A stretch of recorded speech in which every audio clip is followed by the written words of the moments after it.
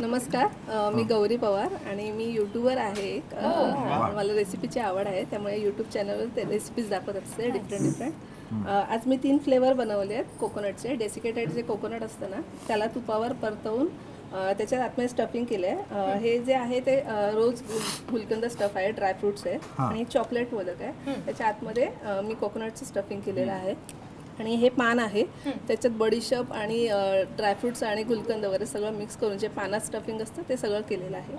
आणि अगदीच गोड खाऊन कंटाळा आला असेल तर सोलकढी पण केलेली आहे. एकच आहे तो ग्लास एकच आहे. बरं, यातलं परीक्षणासाठी तुम्हाला कोणतं नेमकं परीक्षणासाठी सुचवायचं? मी गुलकंद आपलं रोज गुलकंद, रोज फ्लेवर. हा रोज फ्लेवरचं मोदक. ठीक. दिवे खरे आहेत नाही हो. खायला चुकून.